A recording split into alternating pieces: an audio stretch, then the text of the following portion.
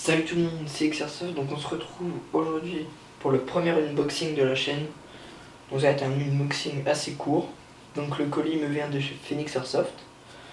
On va l'ouvrir tout de suite. Il est arrivé en 3 jours avec un jour de retard. Donc en gros en 4 jours quoi. Donc on va l'ouvrir, c'est parti.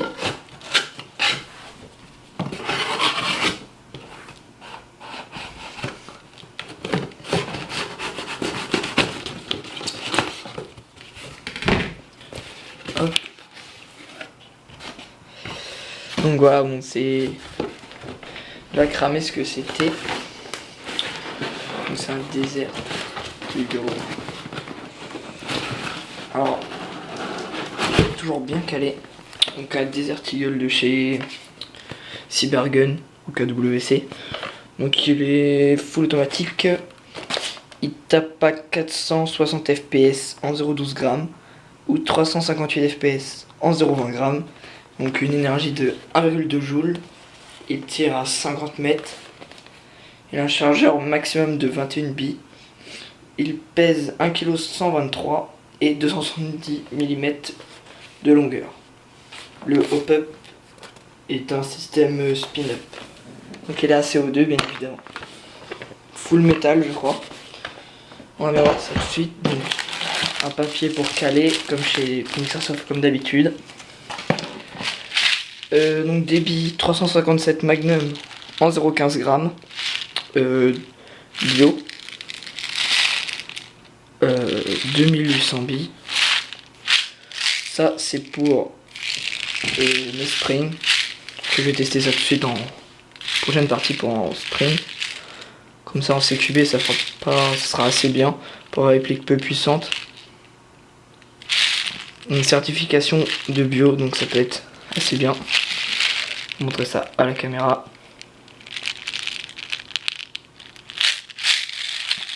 Voici la référence, ceux qui veulent.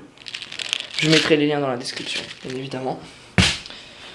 20 cartouches Swiss Arms, donc là je savais même pas que c'était ça, hein. Ça aurait très bien pu être des ASG. Donc 10 cartouches de CO2 12 grammes. Donc du coup vu que j'en ai 20, j'en ai 2 paquets. Des billes ICS en 0,25 grammes.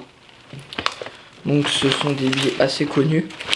Ça c'est un faible un peu pour tout, donc je l'utilise principalement dans mon AEG. Donc dans ma M1 Garand. Avec, j'avais commandé de la graisse pour la culasse du Desert Eagle. Pour pas que ça casse. Et donc là, ce que j'ai déjà ouvert, c'est un chargeur grande capacité pour Desert Eagle. Vu qu'il est full automatique, ça va partir très vite. En 38 billes. Et donc il faut mettre la cartouche de CO2 avec une calène pour la visser. Donc de la marque Desert Eagle toujours.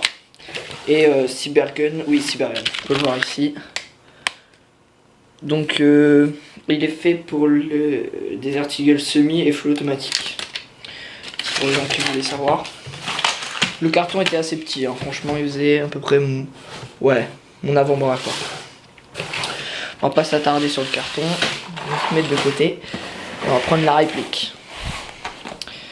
Donc la boîte, elle est assez simple, il y a les écritures dessus quoi. On va pas s'attarder sur la boîte non plus. Oui, donc pour les gens qui commandent ça en Amérique, il y aura une embouchure de canon rouge. Enfin orange. Oui. Donc avec, comme d'hab, on retrouve les billes, ça c'est mieux.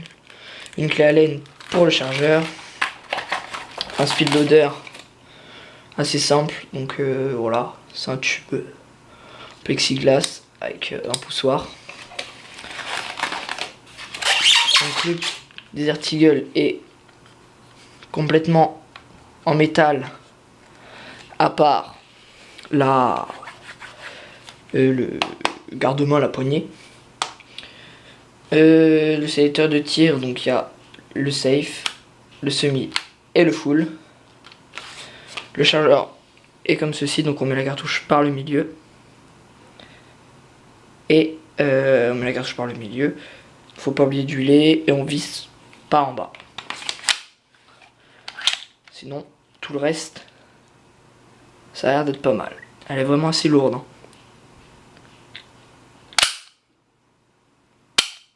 Voilà, pas mal. La visée a l'air d'être pas mal aussi. Par contre, ça fait vraiment, pour ceux qui veulent savoir, ça fait vraiment massif comme pistolet. Quand on le tient en main. Donc d'après ce que j'ai vu, oui, il faisait un joule 2. Donc dans la boîte aussi, j'ai oublié de dire, on retrouve un certificat, comme sur toutes les autres boîtes, avec les indications, ce qu'il y a à ne pas faire et à faire. Donc il y a des marquages sur la réplique assez bien faits, hein, on peut voir. Sont comme les marquages d'origine. Voilà. Donc point négatif, ça c'est assez dur à actionner, même en mettant de l'huile et de la graisse, ça n'a rien changé. Sinon tout est bien. Et le premier, le premier là, quand vous le chargez avec l'arrêtoir de culasse, faut faire gaffe. En fait vous pouvez pas recharger directement comme ça. Et en appuyant sur l'arrêtoir, il faut obligatoirement,